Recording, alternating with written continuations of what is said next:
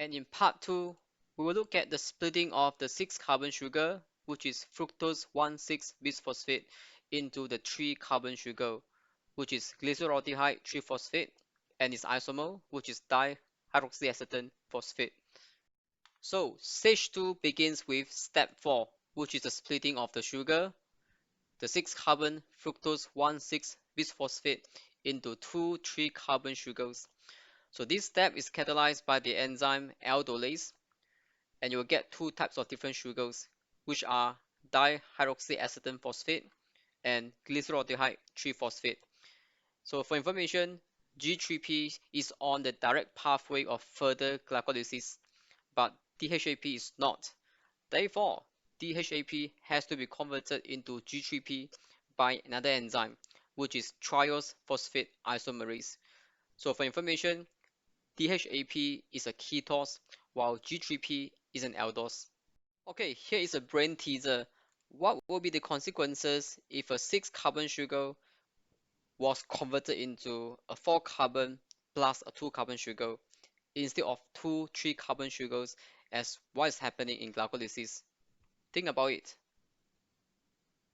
And finally, we have come to the final stage of glycolysis, which is the energy harvesting stage, by which you will get ATP production. So the glycolysis yield stage is where you get energy production. In fact, you have two reactions producing energy in the form of ATP by the removal of phosphate group from the metabolite. Can you see that? You have the removal of one phosphate group, and also here you have the removal of another phosphate group to produce or to convert an ADP into ATP.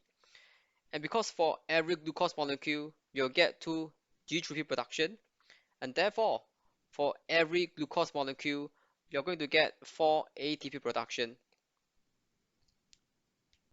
The glycolysis yield stage will begin with step 6, which is the conversion of G3P into 1,3-BPG or 1,3-bisphosphoglycerate. So from a phosphate into a bisphosphate, what does it mean? It means you have the addition of a phosphate group. But this time around, you don't need a kinase or ATP because this reaction is catalyzed by the enzyme glyceraldehyde 3-phosphate dehydrogenase. So dehydrogenase means you have the removal of hydrogen, and the removal of hydrogen is equivalent to oxidation. So basically, this process over here is an oxidation reaction. So along with the removal of hydrogen, you also have the removal of 2 electrons from the substrate G3P, which are then transferred into NAD positive, forming NADH. So it is the flow of electrons that provides the energy for this chemical reaction without the use of ATP. So when G3P is being oxidized, something must be reduced. What is that thing? Well, it is again the NAD positive. It is now reduced by accepting the 2 electrons, forming NADH, which is high in energy. Okay, showing in this diagram is a structure of 1,3-BPG. You have one phosphate group at carbon number 1 and another phosphate group at carbon number 3. So we can actually proceed to step 7, where you will get the production of the very first ATP. Now remember, the purpose of glycolysis is for ATP production, and in order to do that, you have to invest ATP in stage 1, then split the sugar in stage 2, and finally in stage 3, we are getting ATP production. So the production of ATP happens when the phosphate group is transferred from the 1,3-BPG to an ADP, forming ATP. So this process will require Mg2 positive as the cofactor, and this reaction is catalyzed by the enzyme phosphoglycerate kinase in a reaction known as the substrate level phosphorylation. So with the removal of the phosphate group, 1,3-BPG has now become 3-PG or 3-phosphoglycerate.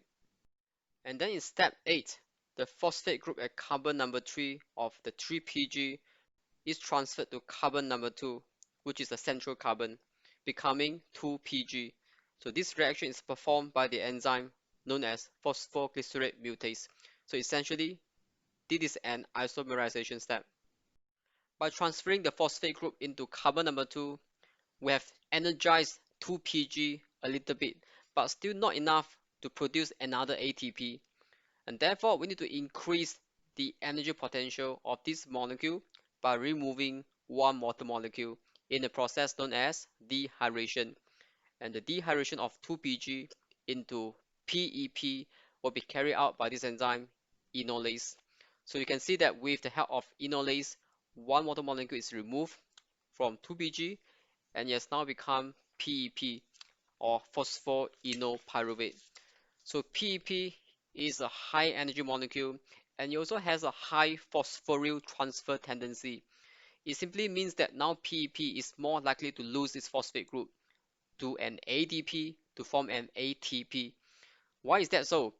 Now, if you look at the structure of PEP, it has so many electrons in the double bonds and also the negative charges, and therefore it can't wait to let go of this phosphate group. And finally, PEP will donate the phosphate group to an ADP to form an ATP. And this reaction is catalyzed by the enzyme pyruvate kinase. Again, when you see kinase, you always see ATP. And this reaction is known as the substrate level phosphorylation.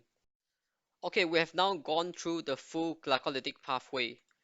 Remember in the investment phase, our body invested 2 ATPs, but in the energy harvesting phase, we produce 4 ATPs.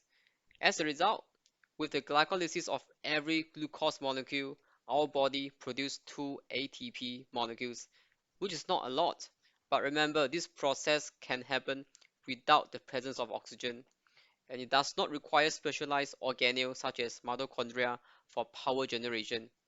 So showing here, you have the net reaction of glycolysis, by which we begin with one glucose molecule, two phosphate groups, two ADP, two NAD positive, and we end up with two pyruvate molecules, which are the end product of glycolysis, two ATPs, two NADH, two protons, and two water molecules. So always remember that glycolysis is an anaerobic reaction, which means it does not require oxygen. And when we are trying to further oxidizing the end product, pyruvates and NADH, even more ATPs can be produced. You should notice that we need NAD positive in glycolysis, and to be specific, in the step 6 of glycolysis, which is to oxidize G3P. So the regeneration of NAD positive is crucial in maintaining the redox balance of the whole reaction. And in fact, NAD positive can be regenerated in multiple ways. First of all, NAD positive can be regenerated by converting pyruvate into ethanol in alcohol fermentation, or by converting pyruvate into lactate in lactic acid fermentation. But most of the pyruvate produced in glycolysis will be eventually converted into acetyl coenzyme A, which can then fit into the citric acid cycle for further oxidation. And let's take a quick look at the energetics of glycolysis. You can see that from the delta G of these reactions, they are mostly positive, which means this reaction cannot happen without energy supplied to them. And that is exactly why we will need the energy investment phase. And you do have two reactions that come with negative delta G. Here is when you get your ATP production. So by converting the previous table into a diagram, you'll see that most of the reactions are having positive changes in terms of delta G. And in step 1 and step 3, here is when we invest 2 ATPs to the reaction.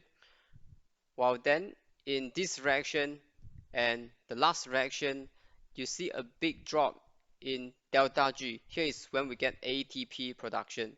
So overall, we invest 2 ATPs while we produce 4 ATPs per glucose molecule, and the net production is 2 ATPs per glucose molecule.